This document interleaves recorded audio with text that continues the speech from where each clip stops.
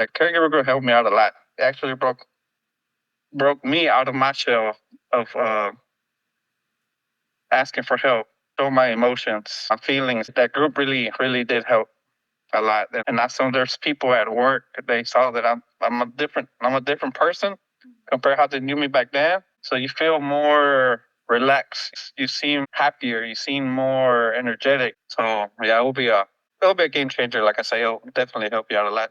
You might hesitate at the beginning, but hearing other people's stories and all that, it'll motivate you. It'll change you, and you'll be like me. You feel like a new person, the person you never thought you had inside you. Like, okay, well, thank God I'm a caregiver, and hopefully I can help and understand other dads, other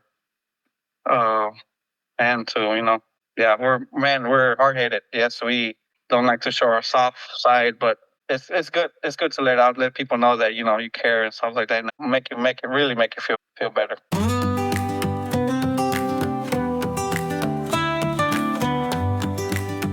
Welcome to the Inheritance of Hope podcast. Every day, 562 children lose a parent to terminal illness. They shouldn't have to face that alone. You can pretend to avoid the painful realities of illness, grief, and death, or you can deal with the real stuff in caring community. On the podcast, people in Inheritance of Hope's community share raw, personal stories of pain, trials, and the shadow of death, which are also stories of joy in terminal illness. Find more Inheritance of Hope community at inheritanceofhope.org. So my name is Miguel Tolentino, living here in Houston, Texas. Like my wife likes to say, I'm a hard-headed person, just the way I was raised, especially by my dad. So she knows like I'm a big grizzly bear, but inside she gets a little chihuahua, a little soft, little innocent little dog and whatever. I don't like to show it, but she sees me as, I see myself as a grizzly bear, but she sees me as a little charming puppy. And like I said, a grizzly bear, I'm strong. I try to be the man I want to be, but on the outside, but the inside, I'm just like a little puppy. Like be try to be the happiness and all that good stuff. But it's just the way I was raised. It's tough, but I'm working on that. Could you tell us a little bit about how illness has been a part of your journey, your family's journey, and just give a little bit of background? The illness, whenever she told me this, whenever she found out, she told me it was, I think, the beginning of, I want to say 2022. It was pretty much like a dagger shot straight through my heart. Because when she told me, I was just speechless. I didn't know what to say. And then I know I know she was out of it. Like, just you can tell by when someone was been crying for hours, you can tell that she was hurt. And I, like I say, I don't show feelings, emotions like that. So she pretty much saw me like, okay, you got nothing to say. I was like, no, I'm just speechless. I mean, what are we gonna do now? Like, this is the first time that I ever had to deal with a situation like this. And then she didn't know what to do either. And she didn't know how to tell my family, how to tell her family. It took her a minute. I guess she just wanted to make sure everything was true. Because, sometimes, places, they say something, but they see something else. But as soon as she confirmed, she automatically had like a meeting with her family. And then went to my family and we told them. And of course, everybody had the same reaction. Like, you're joking, right? Like, no, I wish I was, but I'm not. And of course, emotions, my parents. And luckily, even though with that sad news, everything was positive. Parents, my family, they were here with us. They called like every hour, 2 hours to check how she was doing. Her family too. Her mom was coming by over here, even dropping off some food. Her sisters were coming here, trying to see how she's doing. She was just sucking it all in. She was just trying to know she was not alone. She had me and my family, her family, and behind her back. So that kind of motivated her to, you know what? Okay, cool. Let's kick this cancer's butt. Let's go. Yeah. So, who is all in your family? You have kids, right? How old are they? What does your family structure look like? Yeah, I have my son. He's 8 years old. I got my daughter. She's 6, and so it's the 4 of us, me, my wife, and my 2 kids. And now it's been very. I'll say it's very been a happy place. Like I like to say. Even though with this, it's just like a normal day. Dealing with her stuff and the kids. Of course, the kids know kids are little. They're just like, oh, mommy, let's go play. And of course, she tried her best to to be there for them. But I guess they started knowing, seeing that mama's not doing so well, and I think she talked to them without me being here because I know the kids already know what's going on. I never asked her like, hey, how did the kids know? And it's just like I talked to them, and of course I wanted to see how it went. But the kids understood, I guess, the way she explained. So now every time she got up, they're right behind her. Oh, mama, you need help? Mama, you want me to get you some water? Mama, you want to sit in your chair and you put the remote so you can sit. So they were pretty much there for her. It was something I didn't expect. Kids at that age are just up and down, up and down. Want to watch TV. They want to eat snacks, eat food. They don't want to be with mom and dad. But they understood. I guess she explained to them as best as she could, and they've been awesome to her. They just been with her since day one till this day. They try to want to help out, but they know that she don't need them no more because she's doing better now. So they just try to feel that she's not alone. That she's tired. They'll do something for her, even though she does nothing. She has nothing for them to do, like get her the water or get her something to eat, a snack, or she wants her like my son likes to say her foot machine, as he calls it, because she likes to have the foot massage machine. I don't know what it's called, but that's like her comfy area. So little stuff like that. I love that. And as for the dad is like, okay, Bobby, bye. We're with mommy right now. Right. Yeah, so that's cool with me. That's fine. Go with your mama. You're doing me a favor. So prior to you guys like finding out about Inheritance of Hope or going on your legacy retreat, what were some things that you guys were like that just really like worried you, or things that you were maybe like, unsure of during that time? Pretty much that was all me. She was excited.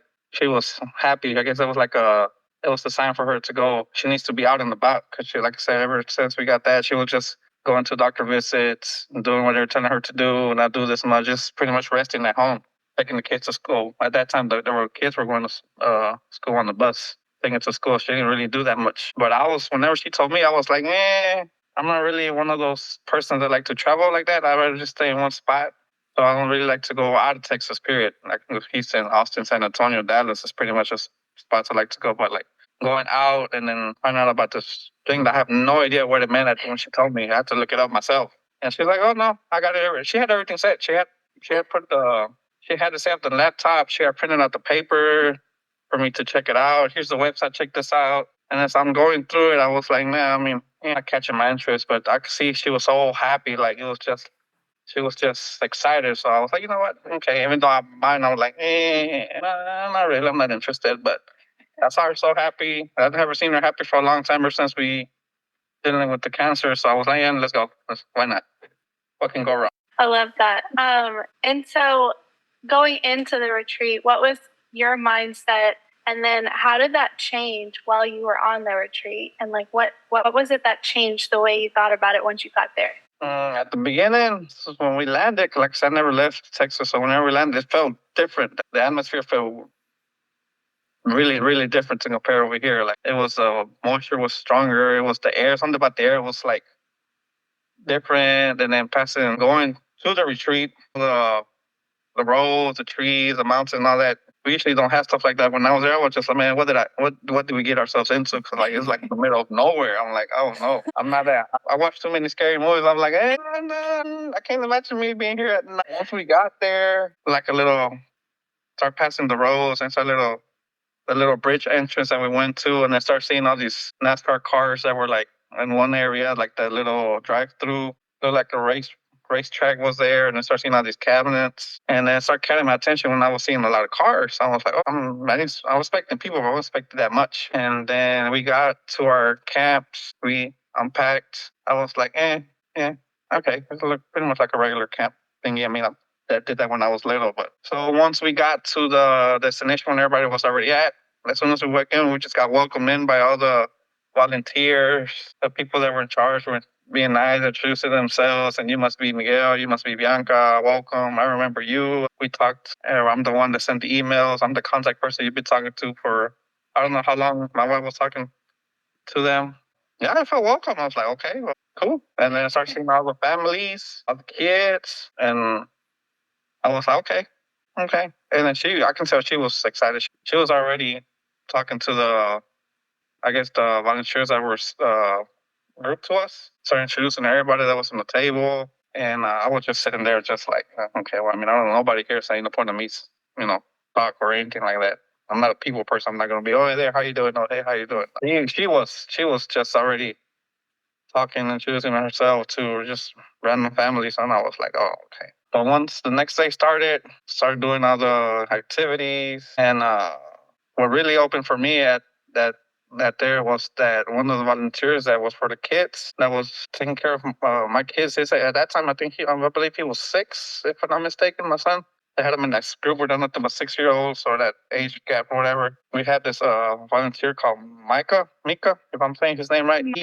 Micah, he was so amazing. He actually broke my son's shell. He was very shy. He was just stick to his mom's leg throughout the whole day and night. He didn't want to go nowhere. He just felt I don't need to hear anything. Micah was so trying to convince him, come on, let's talk. What's your name, man? He just behind his mama saying Giovanni. Oh, you're nice to meet you. And he was just going and going at it. And I'm like, good luck, bro. I mean, as soon as he's stuck by mama's leg, he's not leaving. But no, slowly but surely, he just went with him, and throughout those days, it was a different kid.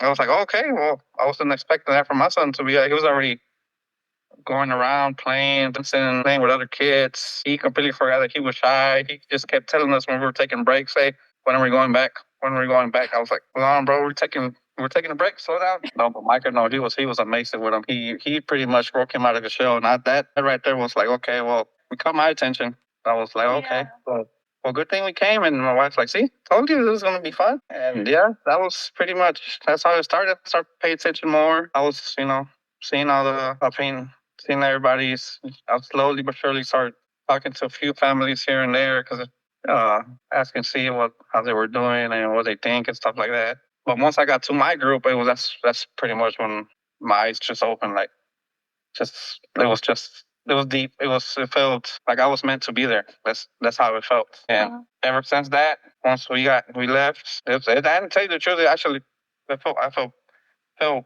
bad leaving. I didn't want to leave yet. Like I just barely started, getting into the rhythm and all that. But no, that North Carolina retreat really opened my eyes. And then as a caregiver, I was like, wow, okay. So now I'm looking forward to this challenge now. So that's when I started. That's when I joined. As soon as we got back, not even a week, I had signed up to join the caregiver group. And ever since that, I've been on it. So far, I think I only maybe missed twice since I started. I love that. Shout out to Micah because I got to serve with Micah in Orlando at a retreat. He is a top tier Inheritance of Hope volunteer. So I can definitely see how he could change your mind about something and get your kid out of his shell. He's perfect at that. What do you think for your family at the retreat were some of the most meaningful times together, or things that you look back and you're like, I'm so glad we had this time that we did this, or anything like that as a family you got to make memories together? For me, it was, of course, my wife. She was a whole different person. She wasn't I completely forgot everything that was going on back home. It was just she felt like she was in a it was a retreat, but she felt like she was just living life. She was just in nature. She was surrounded by people, trees, birds, doing stuff like that in the outdoors. Felt like she was a huge, what I'm looking for. It was huge. A relief. Relief, yes. Yes. So I seeing her like that, she was just nonstop. She just going back and forth and trying to see what to do. I know they had activities for the adults and stuff like that. And then when it came time to those kind of the stories, and people introducing themselves, the ones that were volunteering, what made them be in IOH, how long they've been there. She was just focused listening, catching everything, the details to oh, okay. And of course, there were some parts that were sad. Of course, everybody was, I know she was crying, but she understood everything that was going on. So she knew that, you know what, yeah, we can beat this. We can beat this. This is just a challenge on the road for us. It's nothing that we can't handle. Seeing her like that, I was happy, even though I don't show it like supposed to. But it's because I was raised. I don't show my emotion like. But I was inside. I was happy. I didn't, to her, I wasn't. But inside, I was. And then, like I said, my son breaking out of his shell wasn't expecting that at all. Ever since that, he's just been a different kid. Even when we come home now, he's more active. He's likes to go play. He's like he sees different strangers. He doesn't like shy. He goes, oh hey, my name is Giovanni. What's your name and stuff like that. It's cool. It was something for him that I was excited that the retreat actually helped him out a lot. And as for my daughter, she's still the same as always. She was just running around doing what she wanted to do. She didn't want to stop. She kept on coloring. She wanted to keep throwing those eggs that we were throwing, I think, over the bridge or something like that. Yeah. She wanted to throw my egg, my wife's egg, my son's egg. She kept telling the volunteers that they had more eggs for her to throw. She wanted to see how far she can throw, and that she would not take no for an answer. She would take a no. She would just be looking at me and stuff. And she was tough. I mean, she of course she's not gonna understand. She was just there for the. She was thinking it was like a field trip. So she didn't think nothing of it. Even with the classes, when she was going on her own, they told her what you drew. You know, like I think she drew like a hand and tried to write words, but at that time she didn't really know how to write or whatever. So I think one time my wife went with her and pretty much told her to show emotions. What are you feeling right now? And then she was like excited, happy, but I don't know how to spell it. So she would write that down, and she would show me, look at it, look what I draw, look what I draw, look what I draw. I don't know what you drew. I understand her handwriting, but of course my wife was like, yeah, this is exciting. It's like, oh, you're excited? Like, yes, Daddy, I'm excited. I said, that's good, that's good. But no, it was still special. It was really awesome to see that. Like I said, I didn't intend to have fun, but I was expecting my wife, my kids to have fun, but it was beyond that. It was like I said, to me, it was a good eye opening. Ever since that, I never regret going to it. Thank God I went. So, and I had kids, and then I would just be home being the Grinch. But so you were meant to be there. God had a reason for you to be there. Yes. I love that. I love how impactful it was for y'all. I love that it gave your wife just like re-energized like purpose. So coming out of that, you said that you didn't even hesitate to join the Hope at Home group. So what has your experience been like being a part of that caregiver group since you've gotten back from your retreat? It was an eye opener. It was amazing. I felt like I meant to be here. By the time when I started, I was going back to them. I was like, should I even join? Even though I saw the caregiver group at the retreat, I heard. I think it was like 6 of us total. I heard everyone's stories, and then I was like, do I really want to go? Do I really want to hear that again? Because I'm an emotional guy. Like, I tell my wife, my family, like my Tolentino family, we're meant to be lovers, not fighters. So I really do have the emotions, softness, and all that. So I don't show it. But when I hear other people's, I just start. It feels like I'm about to start crying. So I got to be man enough and be like, take a break. We're not making it obvious. I don't really want to hear that. But I was like, nah. I haven't said this one for a long time, but it's YOLO. Let's go ahead and do it. So I did, and the first one, I stayed quiet. I didn't really speak that much. I was just hearing other people's voice. And I think Mike, the one that was in charge, he pretty much let me speak at the end because I was a new one. And of course, I was nervous. I didn't know what to say, but of course, I introduced myself. I asked what kind of what is pretty much what my wife has, and I'm like, oh, it's the cancer, and then talking about the retreat, and I felt better. So I started looking forward to the following retreat, and I just pretty much started speaking as soon as I could, before I started staying quiet. It helped me. That caregiver group helped me out a lot. It actually broke me out of my shell of asking for help, show my emotions, my feelings. That group really, really did help a lot. And also, there's people at work, they saw that I'm a different person compared to how they knew me back then. So you feel more relaxed. You seem happier. You seem more energetic. Like, you're okay. You know what's going on. And I tell them, I said, because I kept everything to myself. I don't like to tell my business to people at work. I mean, family business is family business. There's no need for other people to know. But I asked them about it. I was like, oh, okay, I can see that. I can see. Oh, I can see that. Whatever you're doing, we're not want to get to details. It's not our business. Keep doing what you're doing. You're you're doing an amazing. You're doing a good job on yourself. And so ever since I can come in from my workers and my family, I just kept on going with it. And ever since, I've just been through every meeting, seeing different faces, seeing Mike, seeing Mike Parcio, seeing Bill, seeing basically just like looking forward to talk, see how everybody's doing and stuff like that. And yeah, so I try to join as soon as like ours is on Thursdays. As soon as my kids see me in my room and oh, that is going to his meeting. Everybody, I need to be quiet. That is about to talk. But I thank you. So they know already that is busy from 7 to 8. So I love that. What would you say to someone who maybe is on the fence about joining a group online because maybe they feel like they're like you, they're like, well, I don't really like to talk about myself, I don't like to share emotions, or I don't want to be online with people, I'd rather, whatever. What would you tell someone who has hesitations about joining a group like your caregiver group? Oh, you won't regret it. I mean, I remember Mike said the same thing to me, and he usually tells the same thing to every person that enters. Welcome to join our groups. We're yada yada. I see we have some new people. Welcome. Thank you for choosing to come to our group.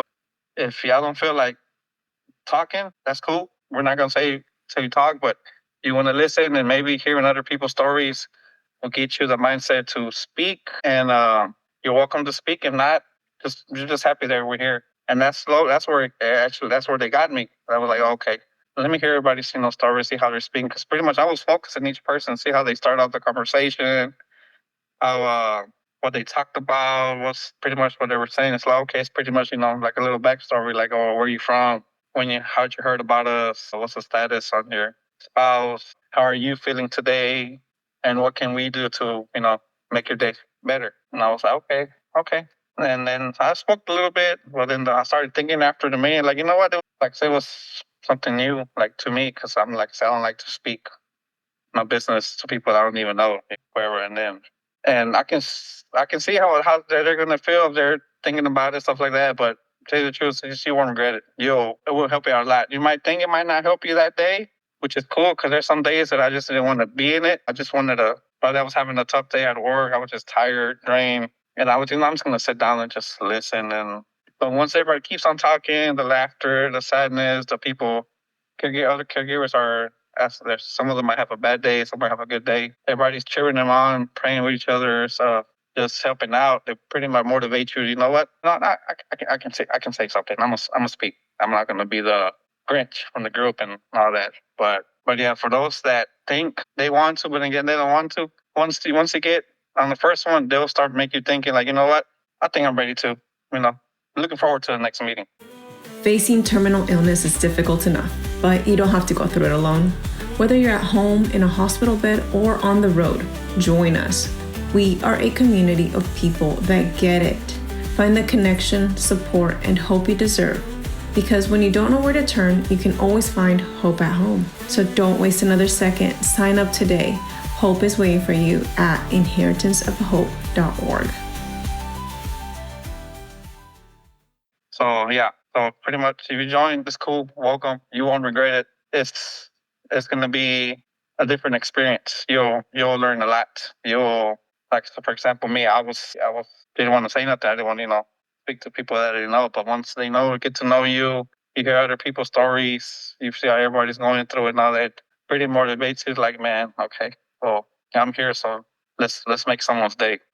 It could be in a good day, it could be in a bad day, but they're gonna be there listening. They're gonna be there giving you a helping hand, even though it's from 1,000 miles away. They'll make you feel happy. They might make you feel like you can do this. Whatever you're going through, it's okay. It happens, but just keep on going. Don't give up. Take it day by day. Do what makes you take care of yourself, or makes you relax. You have a bad day today. That's cool. Let it just go with it. The next day, make it into a good day. Make it into a happy day. Take care of yourself and just pretty much move forward. So yeah, it'll be a game changer. Like I say, it'll definitely help you out a lot. You might hesitate at the beginning, but hearing other people's stories and all that, it'll motivate you. It'll change you, and you'll be like me. You feel like a new person, the person you never thought you had inside you. Like, okay, well, thank God I'm a caregiver, and then hopefully I can help and understand other dads, other men too.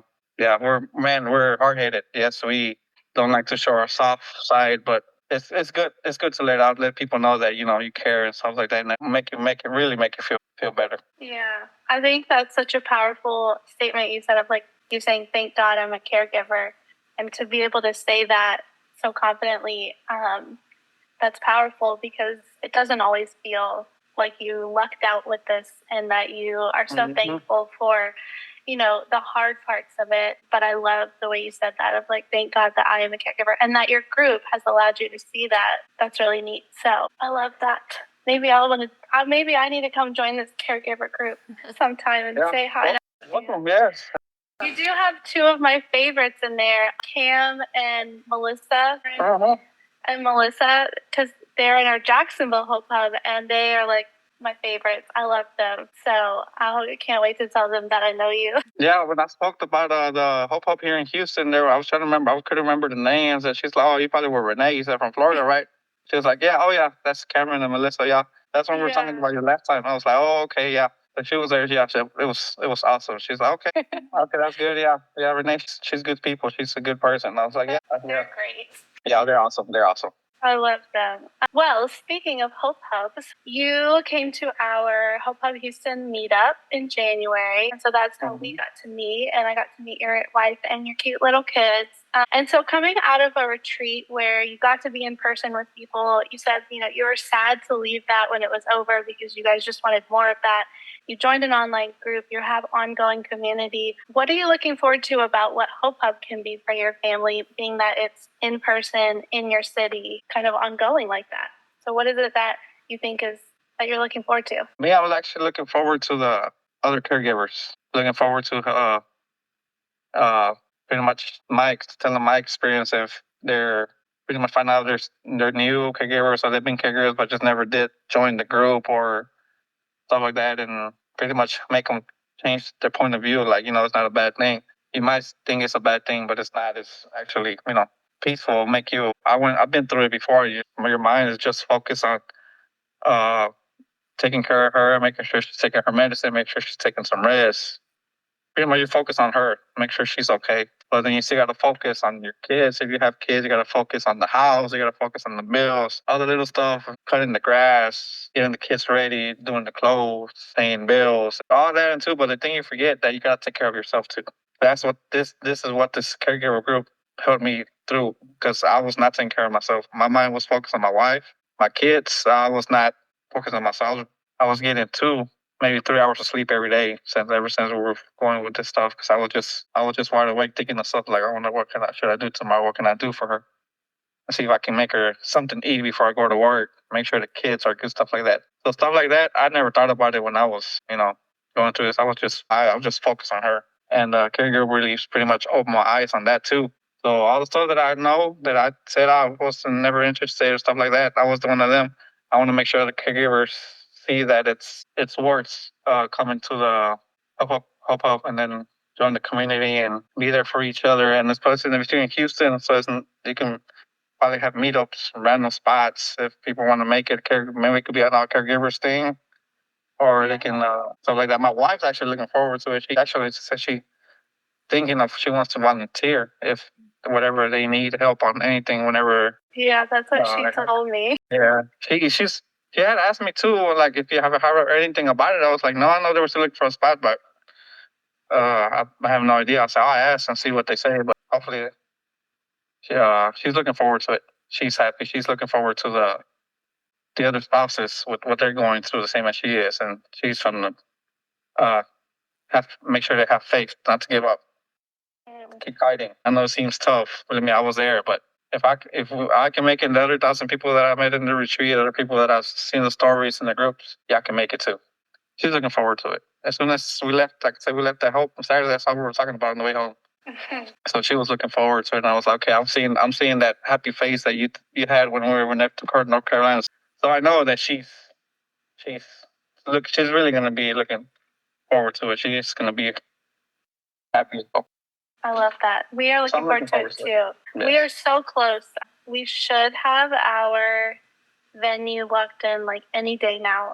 We've sent them all the things they've asked for. So, once that's done, we've got to add a few more people to our volunteer team to get it all the way full, and then we are ready to launch. That's awesome. Yes, we're praying that's kind of going to happen very soon. We're up to like 15 families now that are registered. Yeah, so it's going to be a great group. See, that's the thing that we were talking about too, because when we went there, we only saw maybe like 3 families or something. There were like that. 6 there that night. Some of them were kind of mixed in, so there were 6 total. A couple of the moms are single moms. They came. But yeah, we have 15 that are actually registered, and there's more that haven't registered yet that we know of. So it's gonna be a big group, which is exciting. No one wants to face terminal illness, but the reality is more and more parenting age people are being diagnosed with cancer and other illnesses, and every day in the US alone, 562 kids will experience the heartbreaking loss of a parent due to terminal illness. But here's the good news. You don't have to face it alone. Join a hope-filled community of care that truly gets it. Whether you're living with illness or navigating life after loss, find comfort in local gatherings, ongoing support, and compassionate volunteers. And the impact? It's life-changing. Families are getting connected, finding hope, and changing the way they navigate illness and loss, because together, hope is possible right in your own city. Find connection at inheritanceofhope.org. Yes. I wasn't expecting. I was thinking we were just throwing random. I was like, maybe. I mean, Houston is a big place. I'm assuming, there's gonna be, I was saying maybe like 10. And she was like, well, what if it's like 20 or 30? I was like, well, hey, like I said, more the merrier. The more the merrier. People that tend not to ask for help is the ones that really need help. You can tell by someone's like, I don't want to be here, stuff like that. But deep down inside, it was like, I'm looking forward. Maybe someone can talk to me and then inspire me or whatever. So. As both of you, your first thought in going into Hope Hub is like, yes, it's going to be great for your family, but you both are like, we want to pour into the other families that are there. And I love that. That's so special. There's nothing better than meeting someone else who gets it. And you guys have experienced that. You've got to meet caregivers who they get it. They're in it. And that's like an invaluable thing. And so for you guys to kind of have experienced that, and then you get to go into a Hope Hub and your first instinct is like, I just want to help all the caregivers. Like, that's amazing. I'm excited. Who would have thought me saying this? And not even before this, like years ago, I'm like one of the type of person. I have a small circle. I really don't. Yeah. I'm not a people's person like that. But me saying that now, so my wife sees it too. Like you changed a lot. What a transformation. Yeah. You look more, like she said, she likes to roll to my face. You're more happier. You're more heavenly. You're more lighter, shinier. I love that. I don't see that darkness in you. I don't see like the dark. Turn off the light and just be sitting there. Like, no, I'm not good, but like, come there. I was like, okay, you're exaggerating. Stop. Okay, thank you. If you up. Yeah. Well, we're excited to get Hope Hub started and for you guys to be a part of it. So for, someone with your story where you were hesitant and then now, like you said, there's such a transformation, you've seen the benefit, and now you want to help other people. What would you say to someone who is on the fence, not only about like going on a retreat, but just stepping into the Inheritance of Hope world overall, like as a family to be served, as volunteers, as donors? Like, what would your compelling message to someone be to step into Inheritance of Hope, whether it's giving financially or giving of their time or joining those communities? Good question. Pretty much for me as a course caregiver, it'll be a new experience. It'll be an eye opener. It's scary knowing that you're dealing with this, but at the same time, it's actually a good thing that you're even thinking of it. You're hesitant about it, which is good because it catches your attention. It just, you don't want it to catch your attention, but you're just like, I want to, but then like, no, I don't want to. What if just people get annoying and us men, we have tempers, so you keep hearing the same story blabbering, or just people like thinking like, oh, you're just, exaggerating, or this and that mean stuff like that. No.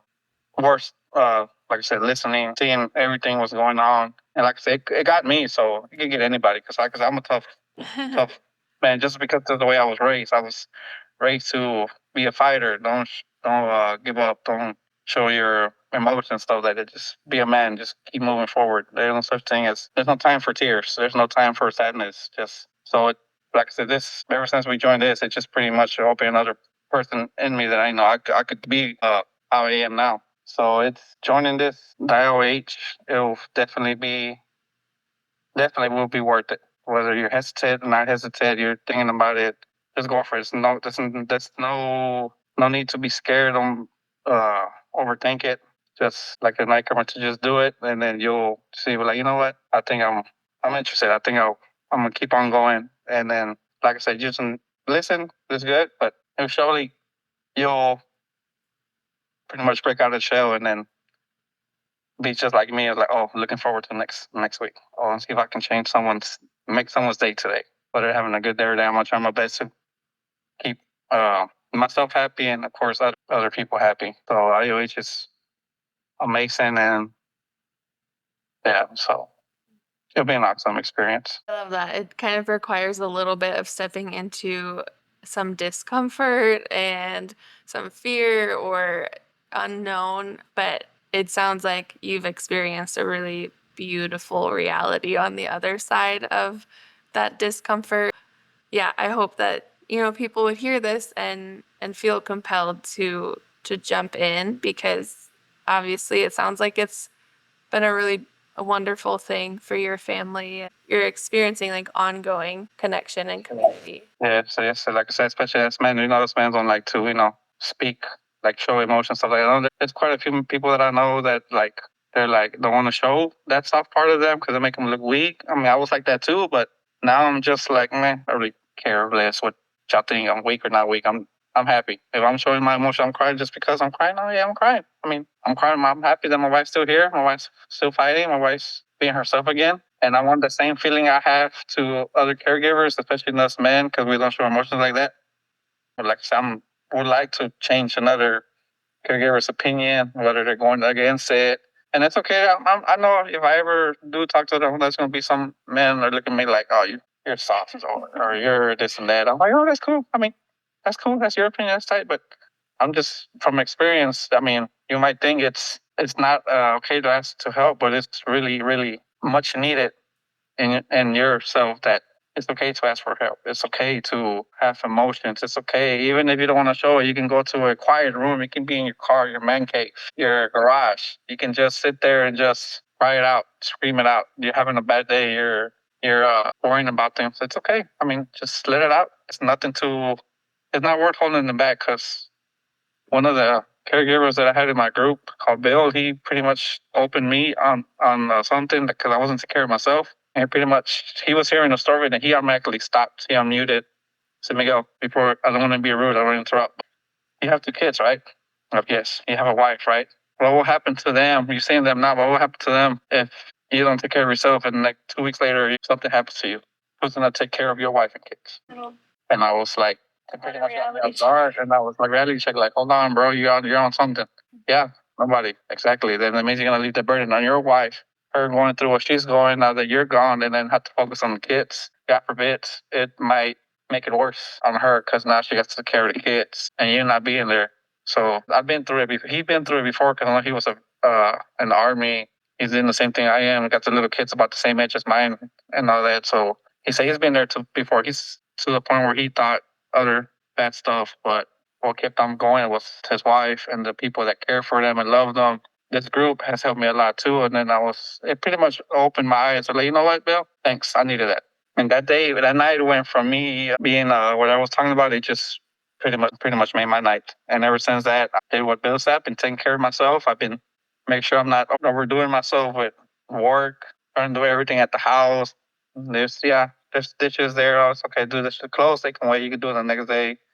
Don't worry about the lawn. It's not that big. There'll be another day for that. So now I'm usually taking it day by day. Now I'm not thinking a million things at once. What I'm going to do today, what I'm going to do tomorrow, what I'm going to do after work, what I'm going to do before I go to work, stuff like that. So I'm looking forward to challenge. I mean, hopefully I don't get to the point where I need to go back and forth for another career, but I like to, show them that it's okay to be against it. But at the end of the day, you're doing it for yourself, and you're doing it for your spouse, and you're doing it for your family. That's the thing that matters the most, is your family. But like I said, I understand how we men think, and hopefully I can change other, or it could be men, or I could see other caregivers' opinion, like you're not the only one. We are going through it. So we need one another. So Miguel on a mission. yes. Do you ever feel scared or worried when you're navigating hard times? You are not alone. You can just show up for 1 hour each week to listen to Consider It Pure Joy, a book written by Inheritance of Hope's co-founder Kristen Milligan and read aloud by Kristen's youngest daughter, Rebecca. You will be encouraged and you will learn Kristen's strategy for finding hope and joy through some of the hardest struggles in life. You will also learn that you are God's favorite. If you don't believe it, then just show up on Mondays starting August 11th and listen along with a few of God's other favorites. Everyone who attends will receive a free copy of Kristen's book, Consider It Pure Joy. This opportunity is for anyone, so don't miss it. Starting Monday, August 11th, from 11 a.m. to noon Eastern Time on Zoom. Sign up today at inheritanceofhope.org/justshowup. See you there. I love it.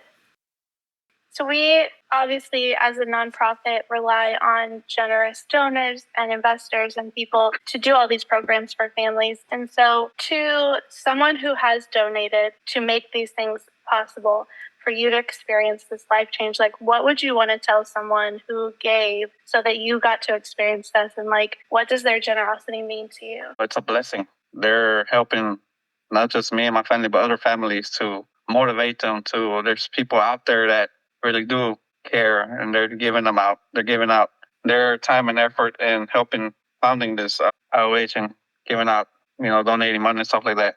And it helps a lot of people knowing that, they're not by themselves. You might not have help from your family or friends, but you got people donating that care, and that pretty much makes them feel special, makes them feel like they're being loved, even though other people don't show it. But people that donate help out a lot by making me, everyone else, have a fighting chance. So it's a blessing that they do that, and grateful that they're donating and making other families have a fighting chance. It's awesome.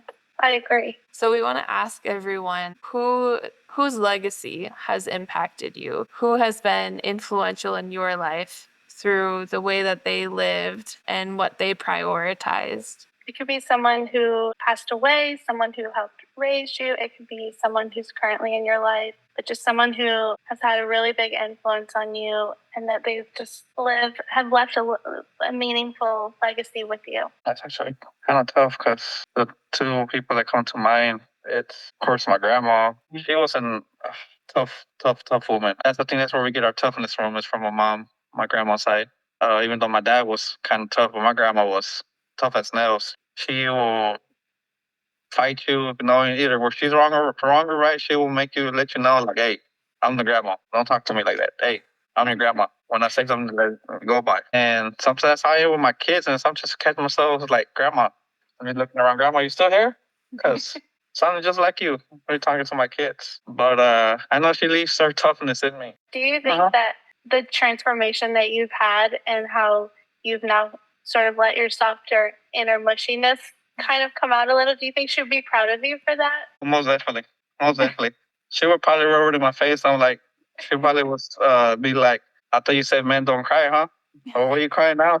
Why you feeling like now you want to show your emotions? Where was the Miguel that was like, oh no, grandma, no, there's no time for sadness right now. And of course my uncle, he was just the coolest man. Like, he'll greet you, he'll pretty much try to make your day, even though he might see a random person or like, oh, hey, how you doing, sir? Oh, how you doing, man? He'll just say something, put a smile, and say, okay, my mission is completed. He would just say, hey, have a nice day. Hey, let's see you. Good morning. Good afternoon. How are you? And stuff like that. That one really hit hard. Knowing my uncle was always a good man. He always put a smile on everyone's face. He would try to put a smile on us, even though we were teenagers back then, try to talk to your uncle, be like, oh, uncle, be quiet. But now I think about it, it's like, man, I should have listened. I should have think his, opinions about stuff like in life and stuff like that. We're taking a share. Uncle just want to be an uncle. He just wants to, Yeah. Well, it seems like both of those people's legacies are living on through you, between like the toughness, but like the kindness towards people, and like even your hope to reach other people in the caregiver community. It feels like you're living on your uncle's legacy and your grandma's legacy and like this really cool mix. Yeah, pretty much. Yeah, now that I'm thinking about it, you're right. I'm talking about this, it's just like, hello, it's like right there. Like, Right. yeah, so yeah. No, my grandma would have seen me like that. She would have been so happy. I know she was happy, but she would have been like, yeah, finally see this side of you come out. Took you long enough. Yeah. I must have been so happy. So she definitely would rub it in my face, but she definitely would have been happy. And knowing that I was able to, break out of that shell, which was a tough road. Like I said, just the way I was raised by my pops and then he was raised, it was just, we were just meant to be tough. We didn't have time for the other side of us. So, like I said, I'm just, thank God that I was able to go to the retreat, see other caregivers, join the group, hear other people's stories that pretty much broke me out of the shell. And like I said, I'm looking, hopefully, help other caregivers. You're going to. You will. Yeah, so looking forward to it. Well, I'm so thankful that we got to have this time together and to hear your full story. And it's just such a privilege for us, on behalf of Inheritance of Hope, to get to serve your family and to get to be with you guys, but also to get to continue to be with you guys and see your journey as you go forward. Because I know for a fact that you're going to have such a big impact on so many people. And then right in the Houston area, in your caregiver group online, like, you were made to do big things with this. So I'm so excited to be a part of it. I'm grateful for this time together. So thank you for just sharing and being open. Yeah, thank you. Looking forward to it. Like I said, I can never expect for me to be like this.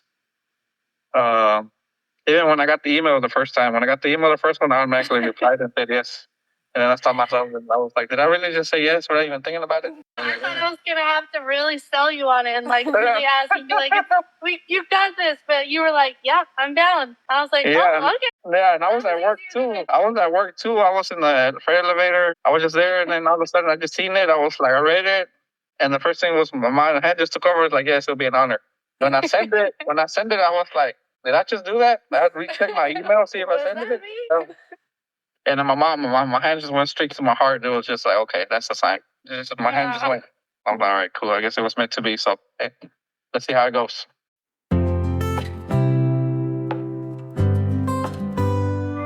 On the very first date, he called her Snow White. I guess he knew she'd be the queen in his life, and he'd always be her hot chocolate king. Kids came, they stick to mama like glue. Wherever she's going, her bodyguards go too. When every day's a gift to live, there's nothing left to lose.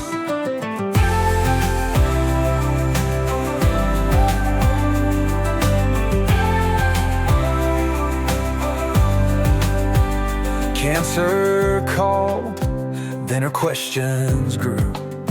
Oh God, why me? What did I do?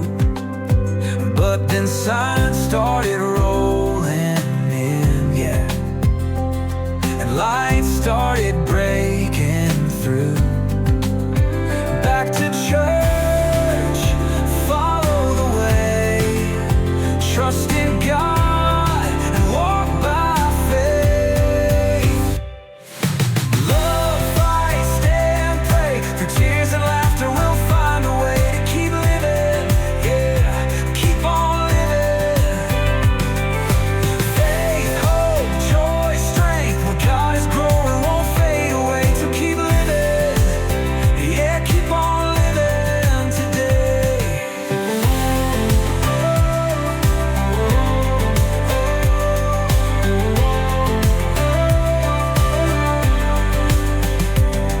Dad's the go-getter, never rests too long. Gotta keep the house running and the family strong. Mom's the heart, she's a gentle guide, protector, making sure that you're good inside. Like a Prince Giovanni's building up dreams, and Princess Ava's drawing beautiful things. They're the best kids, and the best is yet to be.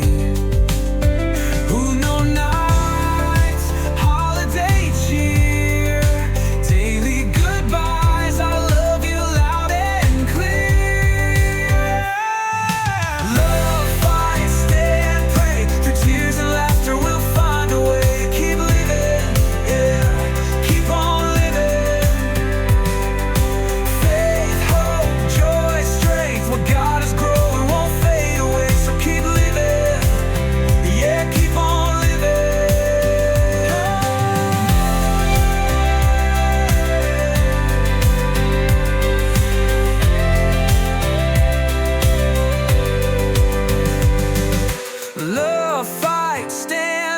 through tears and laughter.